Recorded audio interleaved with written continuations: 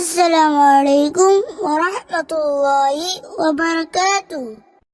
الحمد لله نحمده ونستعينه ونستغفره ونؤمن به ونتوكل عليه ونعوذ بالله من شرور أنفسنا ومن سيئات أعمالنا من يهدي الله فلا مضل له ومن يضلل فلا هادي له ونشهد أن لا إله إلا الله وحده لا شريك له وداعيا إلى الله بإذنه وسراجا وقمرا منيرا أما بعد فقد قال الله تعالى في كلامه المجيد والفرقانه الحميد فأعوذ بالله من الشيطان الرجيم بسم الله الرحمن الرحيم إنا أنزلناه في ليلة القدر ليلة القدر خير من ألف شهر تنزل الملائكة والروح فيها بإذن ربهم من كل أمر سلام هي حتى مطلع الفجر وقال رسول الله صلى الله عليه وسلم ليلة القدر إنك عفو تحب العفو فاعف عني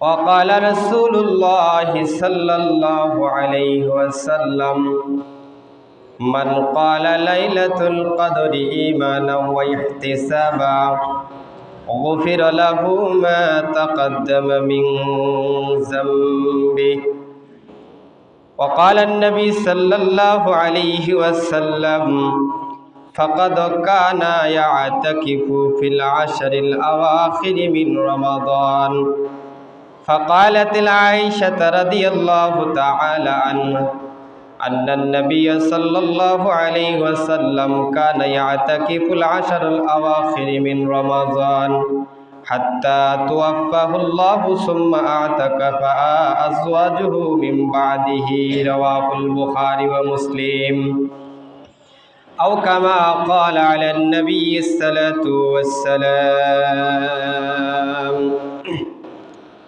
সম্মানিত মুআজ্জিজ মুসল্লিয়ান কিরাম সমস্ত প্রশংসা সেই মহান আল্লাহ তাআলার দরবারে যে আল্লাহ রাব্বুল আলামিন পবিত্র মাহে রমজানের শেষ দশকের শুরু লগ্নে আমাদেরকে পবিত্র ঘর মসজিদে আসার এবং বসার তৌফিক দান করেছেন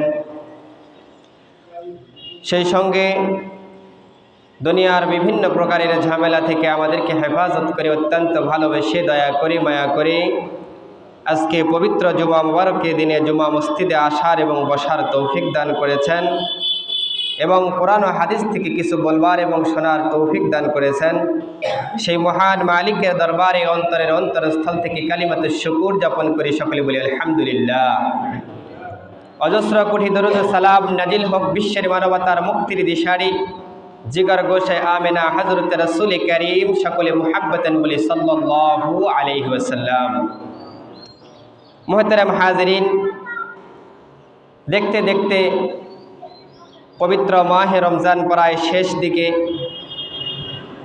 ইতিমধ্যেই রমজানের 3 ভাগের 2 ভাগ আমাদের মাঝ থেকে বিদায় এখন আল্লাহ তাআলার রহমত মাগফিরাত ও জান্নাত থেকে মুক্তির লাভের মাধ্যমে জান্নাত অর্জন করা সর্বশেষ সময় চলছে।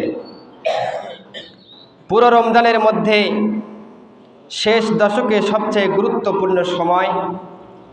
নবী করিম সাল্লাল্লাহু আলাইহি ওয়াসাল্লাম এই সময় ইবাদতের গণ্ডি, ইবাদতের পরিধি বৃদ্ধি করে দিতেন। ইতিকাফের মাধ্যমে নিজেকে মসজিদের সাথে সংযুক্ত করে রাখতেন। কাজেই আমরা আজকে এই জুমার আলোচনায় পবিত্র কোরআনের হাদিসের আলোকে রমজানের শেষ দশকের গুরুত্ব, ইতিকাফের ফজিলত, বিধান ও আমল ও করণীয় সম্পর্কে কিছু আলোচনা করার চেষ্টা করব। ওয়া তাওফিকি ইল্লা বিল্লাহ। মুআজ্জাজ হাজিরিন, ইসলামে ইতিকাফ একটি গুরুত্বপূর্ণ ও মহান ইবাদতের নাম, যা আল্লাহ তাআলা তার বান্দার মাঝে বিশেষ সংযোগ স্থাপনের মাধ্যম। এই ইতিকাফ এটি মূলত দুনিয়ার সকল প্রকার ব্যস্ততা থেকে মুক্ত হয়ে মসজিদে একান্তভাবে অবস্থান করা এবং ইবাদতের মনোনিবেশ করে আল্লাহ তাআলার নৈকট্য অর্জনের উত্তম উপায় হচ্ছে ইতিকাফ। রাসূলুল্লাহ সাল্লাল্লাহু আলাইহি ওয়াসাল্লাম বিশেষ করে রমজানের শেষ দশকে এই সুন্নাতকে অত্যন্ত গুরুত্ব সহকারে আদায় করতেন। মদিনায় হিজরতের পর তার ওয়াফাতের আগ পর্যন্ত এই ইতিকাফ রাসূল কখনো ছাড়েনি। কোনো কারণে একবার ছেড়েছিলেন, কিন্তু শাওয়াল মাসে তা আবার কাজা আদায় করে নিয়েছেন। আসুন আমরা জেনে নেই ইতিকাফ কি ও কেন। ইতিকাফ এর শাব্দিক অর্থ, আবিধানিক অর্থ, বিখ্যাত আরবি অভিধান লিসানুল আরবের দ্বিতীয় খণ্ড 255 পৃষ্ঠার মধ্যে এসেছে, ইতিকাফ শব্দটি আকাফা, ইয়াকিফু, উকুফান এই ধাতু থেকে নির্গত, যার অর্থ হচ্ছে কোনো কিছুর প্রতি মনোনিবেশ করা বা কোনো জায়গায় নিজেকে আটকে রাখা, অবস্থান করা, নিজেকে সম্পৃক্ত করা ইত্যাদি।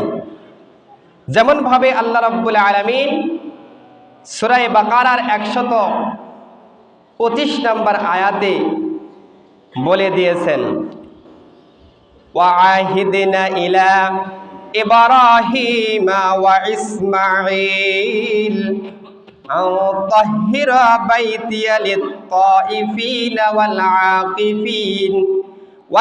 আকিফিনা ওয়ার রুকআইস সুজুদ। আল্লাহ রাব্বুল আলামিন বলেন, আমি ইব্রাহিম এবং ইসমাইলকে এই মর্মে আদেশ করেছিলাম যে আমার গৃহে তাওয়াফকারী, ইতিকাফকারী ও রুকু সেজদাকারীদের জন্য পবিত্র রাখো। এখানে আল আকিফিন একটি শব্দ ব্যবহার করেছেন। আকিফিন শব্দটা যারা মসজিদে অবস্থান করে ইবাদতরত থাকে তাদের বোঝানোর জন্য ব্যবহৃত হয়েছে।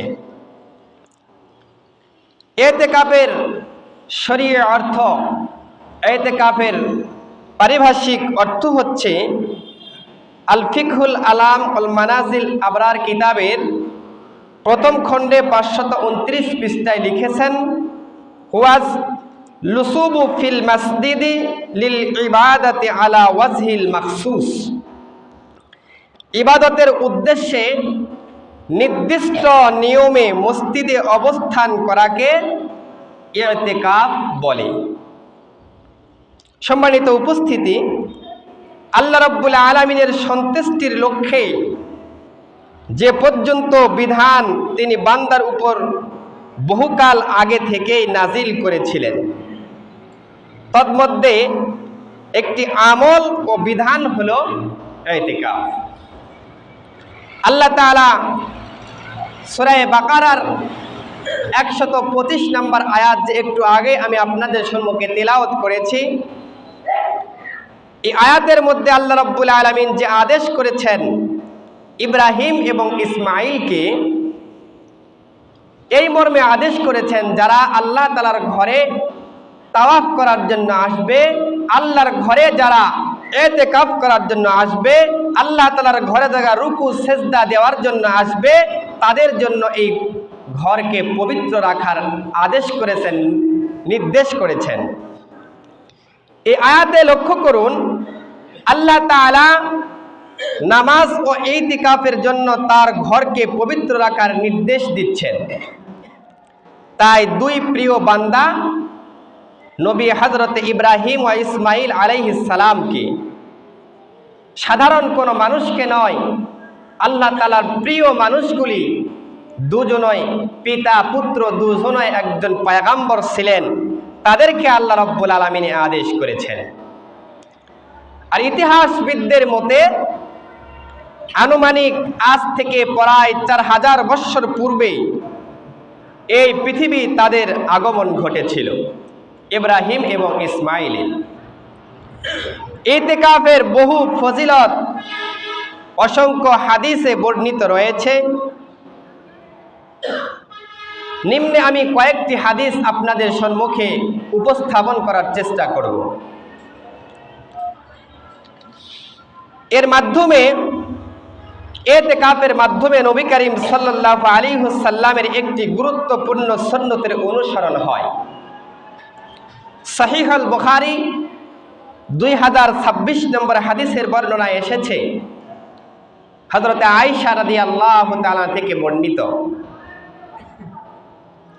আনা আয়েশা রাদিয়াল্লাহু তাআলা আনহা জাওজান নবী সাল্লাল্লাহু আলাইহি ওয়াসাল্লাম আন্নান নবী সাল্লাল্লাহু আলাইহি ওয়াসাল্লাম কানা ইয়াতাকিফুল আশরিল আওয়াখির মিন রমাদান হাত্তা তুওয়াফাহুল্লাহু সুম্মা আতাকাফা আজওয়াজুহু মিন বাদিহি।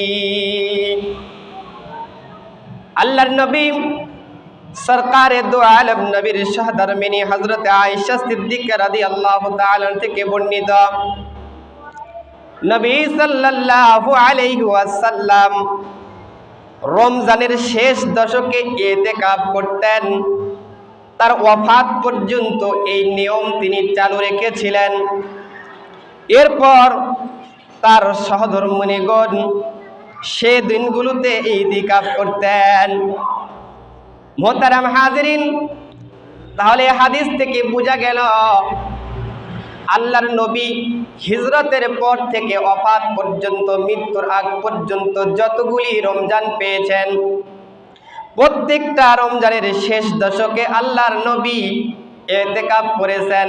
আল্লাহর নবী দুনিয়া থেকে চলে যাওয়ার পর তার আজওয়াজ, তার স্ত্রীগণ রাসূলুল্লাহ সাল্লাল্লাহু আলাইহি ওয়াসাল্লামের স্থলাভিষিক্ত হয়ে তারা ইতিকাফ আদায় করেছেন, ইতিকাফ পালন করেছেন। প্রিয় উপস্থিতি, দেখুন এমন একটি আমল যা নবী করিম সাল্লাল্লাহু আলাইহি ওয়াসাল্লাম করেছেন এবং তারপর তার পরিবারের লোকজনও এর উপর আমল করেছেন। ইতিকাফ এটা হচ্ছে জান্নাত থেকে নিষ্কৃতি, জাহান্নামের আগুন থেকে নিষ্কৃতির একটি গ্যারান্টি। আমরা বিভিন্ন সময় বিভিন্ন ইলেকট্রিক পণ্য কিনি, বিভিন্ন ইলেকট্রিক পণ্যের উপর গ্যারান্টি কার্ড দেওয়া হয়, আবার কিছু পণ্যের খাতিরে ওয়ারেন্টি কার্ড দেওয়া হয়। একটা হচ্ছে গ্যারান্টি, একটা হচ্ছে ওয়ারেন্টি। ওয়ারেন্টি বলতে বোঝায় যে এই জিনিসটা একটা সময়সীমা দেওয়া আছে কোম্পানির পক্ষ থেকে, যদি এই কোম্পানির পক্ষ থেকে এই নির্দিষ্ট সময়ের মধ্যে নষ্ট হয় তাহলে কোম্পানি তার নিজ সম্পদ ব্যয় করে, অর্থ ব্যয় করে এই পণ্যটা ঠিক করে দিবে, এটার নাম হচ্ছে ওয়ারেন্টি। আর গ্যারান্টি হচ্ছে ওই জিনিসের নাম কোম্পানির পক্ষ থেকে নির্দিষ্ট সময় নির্ধারণ করে দেওয়া হয়, যদি এই পণ্যটা এই নির্দিষ্ট সময়ের মধ্যে নষ্ট হয়ে যায়, অকেজ হয়ে যায়, তাহলে ঠিকঠাক করে নয়, কোম্পানি পরিপূর্ণ আবার একটি নতুন পণ্য তাকে দিয়ে দিবে, এটা হচ্ছে গ্যারান্টি। আল্লাহ রাব্বুল আলামিনও বলেছেন যে ইতিকাফ হচ্ছে জান্নাতের যাওয়া একটা গ্যারান্টি কার্ড, জাহান্নামের আগুন থেকে নিষ্কৃতি পাওয়ার একটি গ্যারান্টি কার্ড, ওয়ারেন্টি কার্ড নয়। ইতিকাফকারী ব্যক্তি জাহান্নাম থেকে নিষ্কৃত লাভ করে। আল মৌজিমুল ওয়াসিত লিত তাবরানী কিতাবের 326 নম্বর হাদিসে এসেছে। হযরত ইবনে আব্বাস রাদিয়াল্লাহু তাআলা থেকে বর্ণিত, তিনি বলেন, ওয়াকালা নবী সাল্লাল্লাহু আলাইহি ওয়াসাল্লাম মান মাশা ফি হাজাতিন আখিহি কানা খায়রুন লাহু মিন ইতিকাফিন 10 সিনিন ওয়া মিন ইতিকাফা ইয়াওমা ইবতাগা ওয়াজহিল্লাহি জাআলাল্লাহু বাইনা ওয়া বাইনান নারি সালাসা খানাদিক কুল্লু খানাদিক আবাদা মিম্মা বাইনাল খাফিন। হযরত ইবনে আব্বাস রাদিয়াল্লাহু তাআলা থেকে বর্ণিত, নবী করিম সাল্লাল্লাহু আলাইহি ওয়াসাল্লাম বলেছেন, যে ব্যক্তি তার মুসলিম ভাইয়ের প্রয়োজনের জন্য সাহায্য চলে আসে, এটি তার জন্য 10 বছরের ইতিকাফের চেয়ে হচ্ছে উত্তম। আর যে ব্যক্তি আল্লাহ তাআলার সন্তুষ্টির উদ্দেশ্যে একদিন ইতিকাফ করে, আল্লাহ তাআলা তার থেকে জাহান্নামের 3 পরীক্ষা সৃষ্টি করে দেন, দূরত্ব করে দেন, যার প্রতিটি পরীক্ষার দূরত্ব হচ্ছে পশ্চিম দিগন্ত থেকে পূর্ব দিগন্ত পর্যন্ত বিস্তৃত বা ব্যবধান চেয়েও বেশি। আল্লাহর নবী সরকারে দু আলম বলেছেন, কোনো ব্যক্তি যদি একদিন আল্লাহ তাআলার সন্তুষ্টে, নিজের কোনো উদ্দেশ্য নয়, আল্লাহ তাআলার হুকুম, রসুলের হুকুম, এটাকে মেনে যদি কোনো ব্যক্তি একদিন ইতিকাফ করে, আল্লাহ রাব্বুল আলামিন তার থেকে জান্নাতটাকে 3 খনদক দূরে সরে দিবে। একটা খনদকের পরিমাণ হচ্ছে পশ্চিম দিগন্ত থেকে পূর্ব দিগন্ত পর্যন্ত যত লম্বা হয়, এত লম্বা দূর পর্যন্ত তার থেকে জাহান্নামের আগুন নিষ্কৃতি দিয়ে দিবে। মুহতারাম হাজিরিন, মাত্র একদিনের ইতিকাফের কি ফজিলত! কাজেই কোনোভাবেই আমল পরিত্যাগ করা বুদ্ধিমানের কাজ হবে না। মসজিদের বাহিরে নেককারদের সমস্ত নেকি, নেক ব্যক্তিগুলি যে সমস্ত মসজিদের বাহিরে নেকি করে, আর যে ব্যক্তি মসজিদে থেকে ওই সমস্ত নেকির কাজগুলি করতে পারে না, ইতিকাফে থাকার কারণে মসজিদ থেকে তার বাহির হওয়া নিষেধ করে দিয়েছেন। এ কারণে দুনিয়ার বাহিরের নেকমূলক কাজগুলি সে করতে পারে না। ওই ব্যক্তি নেক কাজগুলির সওয়াব মসজিদের মধ্যে বসে বসে আল্লাহ রাব্বুল আলামিন তার আমলনামায় লিখে দিবেন।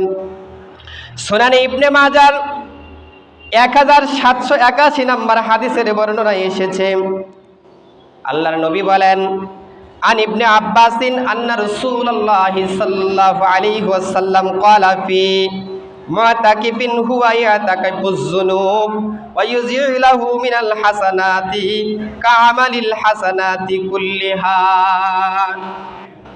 আল্লাহ রাসূল সাল্লাল্লাহু আলাইহি সাল্লাম বলেছেন, হযরতে ইবনে আব্বাস রাদিয়াল্লাহু তাআলা আনহু থেকে হাদিসটি বর্ণনা করা আছে। তিনি বলেন, ইতিকাফকারী সম্পর্কে বলেন যে নিজেকে গুনাহ থেকে বিরত রাখে এবং নেককারদের সকল নেকি তার জন্য লিখে দেওয়া হয়। এই হাদিসের আলোকে আমরা ইতিকাফকারীর 2টি ফজিলতের দিকে লক্ষ্য করি। 1 নাম্বার, এ ব্যক্তি দুনিয়ায় চলতে ফিরতে গেলে অনেক সময় চোখের গুনাহ, কানের গুনাহ হয়ে যায়, অনেক সময় বিভিন্ন প্রকারের গুনাহ না করতে চাইলেও গুনার দিকে ধাবিত হতে হয় বা গুনাহ হয়ে যায়। ওই ব্যক্তি ইতিকাফ করার মাধ্যমে এই সমস্ত গুনাহ থেকে হেফাজত থাকে, বেঁচে থাকে। 2 নাম্বার, নেককারদের সকল নেকির ভার আমলনামা তার নিজেই পেয়ে যায়। নেক বান্দারা দুনিয়ার মধ্যে সমস্ত নেক কাজগুলি করলো, আর ওই ব্যক্তি মসজিদের মধ্যে বসে থাকে ওই নেকিগুলি তার আমলনামায় লিপিবদ্ধ করতে পারবে। শুধু তাই নয়, কোনো ব্যক্তি যদি ইতিকাফ আল্লাহ তাআলার সন্তুষ্টির উদ্দেশ্যে করে, আল্লাহ রাসূল সাল্লাল্লাহু আলাইহি ওয়াসাল্লাম বলেছেন, ওই ব্যক্তি 2টি হজ এবং 2টি উমরার সওয়াব তার আমলনামায় লিপিবদ্ধ করে দিবে। আল মুজামুল কাবির লিল তাবরানী শরীফের মধ্যে 2888 নম্বর হাদিসের বর্ণনা এসেছে, আন আলী ইবনে হুসাইন আন আবিহি আন্নান নবী সাল্লাল্লাহু আলাইহি ওয়াসাল্লাম ক্বালা মান ইতাকাফা 10 ফি রমাদান কানা কাল হাজ্জাতাইনি ওয়াল উমরাতাইন। আলী ইবনে হুসাইন রাহমাতুল্লাহ আলাইহি তার পিতা হতে বর্ণনা করেন যে নবী করিম সাল্লাল্লাহু আলাইহি ওয়াসাল্লাম বলেছেন, যে ব্যক্তি রমজানের 10 দিন শেষ 10 ইতিকাফ করবে, সেই 2 দিন ওই 2 ব্যক্তি যে ব্যক্তি ইতিকাফ করে 10 দিনে, ইতিকাফের বিনিময়ে আল্লাহ রাব্বুল আলামিন তার আমলনামায় 2টি হজ ও 2টি উমরা করার সওয়াব লিপিবদ্ধ করে দিবেন। যদিও কিছু মুহাদ্দিসিনে কেরাম এই হাদিসটাকে দুর্বল বলেছেন, তবে অন্যান্য হাদিসের দ্বারা এর সমর্থন পাওয়া যায়। মোহতারাম হাজিরিন, উপস্থিত উপরোক্ত হাদিসের মাধ্যমে আমরা ইতিকাফের ফজিলত ও গুরুত্ব সম্পর্কে জানতে পেরেছি। কাজেই এই আমলের ক্ষেত্রে অবহেলা করা কোনোভাবেই কাম্য নয়। ইতিকাফ যে আমরা করব, এই ইতিকাফের প্রকার ভেদ আছে। ইতিকাফ হচ্ছে 3 প্রকারে বিভক্ত। ইতিকাফের প্রকারভেদ সম্পর্কে ফতুয়ায়ে শামির 2য় খণ্ডে 446 নম্বর পৃষ্ঠায় একটি ফতুয়া লিখেছেন। ইতিকাফ হচ্ছে 3 প্রকার, ওয়া হুয়া সালাসাতুন আকসাম। ইতিকাফ হচ্ছে 3 প্রকার। 1 নাম্বার, ওয়াজিবুন নজরি বিল লিসানিহি ওয়াশ শুরবি ওয়াল ইত্তিকানি যিকরিম বিল মালিকিন। 1 নাম্বার ইতিকাফ, যেটাকে মান্নতের ইতিকাফ, যেটাকে ওয়াজিব বলা হয়, যা বলা শুরু করার মাধ্যমে অবতীর্ণ হয়ে যায়। 2 নাম্বার, ওয়া সুন্নাতুল ইতিকাফ ফিল আশারি আওয়াখিরি মিন রমাজান। 2 নাম্বারের ইতিকাফ হচ্ছে সুন্নতে মুআক্কাদা আলাল কিফায়া, যেটা রমজান মাসের শেষ দশকে সুন্নাতে মুআক্কাদা কিফায়া ইতিকাফে বলা হয়। 3 নাম্বারের ইতিকাফের কথা বলা হয়েছে মুস্তাহাব্বুন ফিল গায়রি ফিল আজিম্মাতি হুয়া বিল মানি গায়রাল মুতাকিফ। 3 নাম্বার ইতিকাফ হচ্ছে নফল ইতিকাফ। সারা বছরে যে কোনো সময় যে কোনো অবস্থাতে ইতিকাফের নিয়তে মসজিদে অবস্থান করাকে নফল ইতিকাফ বলে। মুহতারাম হাজিরিন, এবার আসুন উপরে 3 প্রকারের ইতিকাফ আরো বিস্তারিত সংজ্ঞা আমরা জেনে নেই। ওয়াজিব ইতিকাফ কাকে বলে? ওয়াজিব ইতিকাফ এর মান্নত করা বা ইতিকাফ শুরু করে দেওয়া কিংবা কোনো কিছুর সাথে শর্ত যুক্ত করে দিয়ে ইতিকাফের নিয়ত করাকে ওয়াজিব ইতিকাফ বলে। ওয়াজিব ইতিকাফ সম্পর্কে ইমাম কাসানি রাহিমাহুল্লাহু তাআলা বাদায়ে সানায়ে কিতাবের মধ্যে লিখেন, ইতিকাফের আমলটি মূলত সুন্নত, আর তা হচ্ছে ওয়াজিব 2 কারণে হয়ে থাকে। 1 নাম্বার কারণ, মান্নতের দরুন ওয়াজিব ইতিকাফ হয়ে যায় ওয়াজিব। যেমন কেউ বলে আমি আল্লাহ তাআলার জন্য 1 দিন অথবা 1 বছর বা 1 মাস ইতিকাফ করব, তখন তার উপর এই ইতিকাফ করাটা আবশ্যক হয়ে যায়, মানে ওয়াজিব হয়ে যায়। অথবা কেউ শর্ত আরোপ করলো, সে শর্ত যুক্ত করলো যে আল্লাহ তাআলা যদি আমাকে সুস্থতা দান করে বা অমুক কাজটা আমার সফল হয়ে যায়, তাহলে আমি এতদিন পর্যন্ত ইতিকাফ করব, অমুক দিন ইতিকাফ করব, তাহলে তার উপরে ইতিকাফ হয়ে যাবে ওয়াজিব। মান্নত এবং শর্ত পূরণের জন্য যদি কোনো এতেকাফ করা হয় সেটাকে বলা হয় এতেকাফ ওয়াজিব এতেকাফ। 2 নাম্বার এতেকাফ হচ্ছে যে কারণে ইতিকাফ ওয়াজিব হয় তা হচ্ছে ইতিকাফ শুরু হওয়ার মাধ্যমে কোনো নফল নামাজ রোজা ইতিকাফ ইত্যাদি শুরু করার মাধ্যমে ওয়াজিব হয়ে যায়। যদি কোনো ব্যক্তি নফল নামাজ শুরু করেছে অথবা নফল রোজা শুরু করেছে অথবা নফল ইতিকাফ শুরু করেছে, এই শুরু করার মাধ্যমে তার কারণটা ওয়াজিব হয়ে যায়। এই শুরু করে যদি সে ইতিকাফ ভেঙে দেয় বা রোজা ভেঙে দেয় বা নামাজটা ছেড়ে দেয়, পরিপূর্ণ তাকে আবার এই ওয়াজিবের কাজা আদায় করতে হবে, এই জন্য হচ্ছে কাজা। যদি কোনো কারণে নফল রোজা নামাজ রোজা ইতিকাফ ভেঙে দেওয়া হয় তাহলে তার কাজা করা ওয়াজিব। এই সম্পর্কে সহিহুল বুখারীর মধ্যে একটি হাদিস এসেছে, সাইয়্যিদনা হযরতে উমর রাদিয়াল্লাহু তাআলা থেকে বর্ণিত। একবার রাসূলুল্লাহ সাল্লাল্লাহু আলাইহি সাল্লাম হযরতে উমর রাদিয়াল্লাহু তাআলা জিজ্ঞাসা করলেন যে আমি জাহিলি যুগে মসজিদে হারামে 1 রাত ইতিকাফ করার মান্নত করেছিলাম ইয়া রাসূলুল্লাহ। আল্লাহ নবী তাকে উত্তর দিলেন, তোমার মান্নতকে পুরা করো, কারণ এই মান্নত করা হচ্ছে ওয়াজিব। মান্নত করার কারণে ওয়াজিব হয়ে গিয়েছে, আর যেটা তোমার উপর আদায় করা আবশ্যকীয়। 2 নাম্বার সুন্নতে মুআক্কাদা কিফায়া ইতিকাফ কাকে বলে? ফতোয়ায়ে শামীর 2য় খণ্ড 446 নাম্বার পৃষ্ঠায় এসেছে, সুন্নতে মুআক্কাদা কিফায়া ইতিকাফ বলা হয় যা রমজানের শেষ দশকে মসজিদে করা হয়। এটাকে কিফায়া বলার কারণ হলো যদিও তা সুন্নতে মুআক্কাদা, কিন্তু তা সাহাবীগণের মধ্যে কেউ কেউ পরিত্যাগ করলে নবীজি সাল্লাল্লাহু আলাইহি সাল্লামের পক্ষ থেকে কোনো প্রকার শাস্তি বা ধমকির কথা আসেনি, তাই এই আমলকে সুন্নতে মুআক্কাদা আলাল কিফায়া বলা হয়। সুন্নতে মুআক্কাদা হবে এই জন্য ইন্নাহু সুন্নাতুল মুআক্কাদুন লিআন্নান নবী সাল্লাল্লাহু আলাইহি ওয়াসাল্লাম ওয়াজাবাত আলাইহি ফিল আশরিল আওয়াখির মিন রমাজান। সুন্নত মুআক্কাদা এই কারণে যে ইতিকাফ সুন্নতে মুআক্কাদা কেন, নবী করিম সাল্লাল্লাহু আলাইহি ওয়াসাল্লাম হিজরতের পরে যতগুলি রমজান পেয়েছেন প্রত্যেকটা রমজানের শেষ দশকে রাসূলুল্লাহ সাল্লাল্লাহু আলাইহি সাল্লাম গুরুত্বের সাথে ইতিকাফের ধারাবাহিকতা আদায় করেছেন, সেজন্য এই ইতিকাফ সুন্নতে মুআক্কাদা। আর তা কিফায়া হবে এই জন্য যে সাহাবায়ে কেরামের মধ্যে কেউ পরিত্যাগ করলে নবীজি সাল্লাল্লাহু আলাইহি সাল্লাম এর পক্ষ থেকে কোনো প্রকারের শাস্তি বা ধমকির কথা আসে নাই। অর্থাৎ প্রত্যেক মহল্লায় যদি কেউ এই মান্নতে সুন্নতে মুআক্কাদার আলাল কিফায়া ইতিকাফ আদায় করে তাহলে সকলের পক্ষ থেকে আদায় হয়ে যাবে। আর মহল্লার কোনো ব্যক্তি যদি ইতিকাফ আদায় না করে তাহলে সকলে সমানভাবে গুনাহগার হবে। নাম্বার 3 নফল ইতিকাফ। নফল ইতিকাফে ফতোয়ায়ে শামীর মধ্যে এসেছে মুস্তাহাব্বুন ফিল গায়রি লিল আজিম্মাতি হুয়া বিমানিল গায়রি মুতাকিদ। উপরোক্ত 2 প্রকারের ব্যতীত যে কোনো সময় ইচ্ছা মতো যে কোনো সময় ইতিকাফ করা হয় বা করা যায় সেটাকে নফল ইতিকাফ বলে।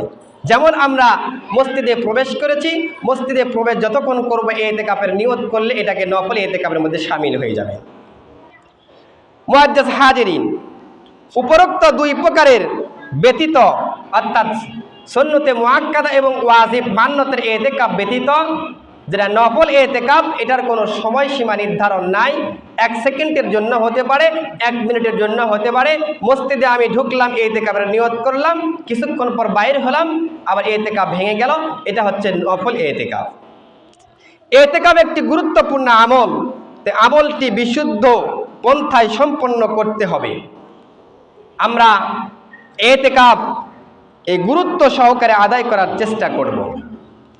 এই পবিত্র মাহে রমজানের শেষ দশকের আরও আমল হচ্ছে, শেষ দশকে এমন একটি রাত আছে যে রাত হচ্ছে লাইলাতুল কদরের রাত। আল্লাহ রাসূল সাল্লাল্লাহু আলাইহি ওয়াসাল্লাম এই শেষ দশকের বিজর রাত্রিগুলিতে তিনি আমল করতেন এবং তার পরিবার পরিজন সহ আমলের জন্য উদ্বুদ্ধ করতেন। কারণ আল্লাহ রাব্বুল আলামিন নিজেই বলে দিয়েছেন, ইন্না আনজালনাহু ফি লাইলাতিল কদর আমি আল্লাহ রাব্বুল আলামিন লাইলাতুল কদরের রাত্রিতে এই কোরআনকে নাজিল করেছি। পবিত্র কোরআনখানা লাইলাতুল কদরের রাত্রিতে আমি নাজিল করেছি। আল্লাহ রাসূলকে আল্লাহ তাআলা বলেন লাইলাতুল কদরি খায়রুম মিন লাইলা ওয়া মা আদরাকা মা লাইলাতুল কদর। ওগো রাসূল, আপনি কি জানেন লাইলাতুল কদর এটা কি? আল্লাহ রাব্বুল আলামিন জানায়া দিয়েছেন লাইলাতুল কদরি খায়রুম মিন আলফি শাহর। আল্লাহ রাসূলকে বানায়া দিলেন লাইলাতুল কদরের রাত এটা এমন একটি রাত যে রাতটি হচ্ছে হাজার মাসের চাইতে উত্তম। হাজার মাস যে তা বলে নাই, হাজার মাসের চেয়েও উত্তম। কত উত্তম একমাত্র আল্লাহ তাআলাই ভালো জানে। যদি আমরা হাজার মাসের হিসাবও করে নেই তাহলে ৮৩ বছরের মতন হয়। ৮৩ বছর কয়েক মাস হয়। অথচ আখেরি জামানার পয়গম্বরের উম্মতের হায়াত মাত্র ৬০, ৭০, ৫০।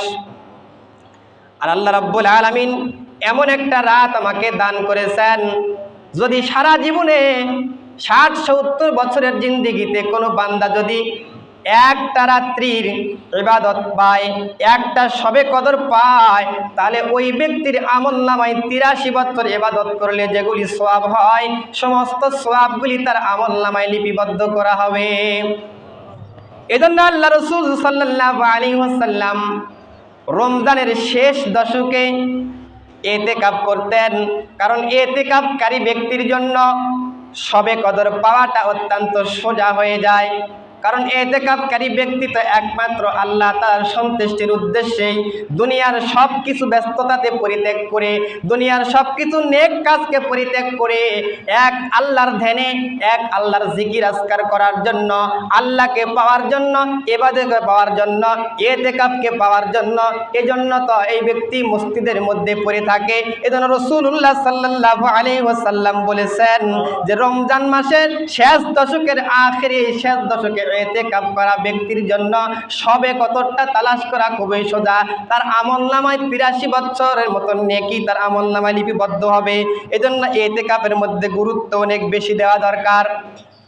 আল্লাহ রাসূল সাল্লাল্লাহু আলাইহি ওয়াসাল্লাম আখেরি শেষ দশকের বিজর রাত্রিগুলিতে ২১, ২৩, ২৫, ২৭, ২৯ এই সমস্ত রাত্রিগুলিতে আদায় করতেন।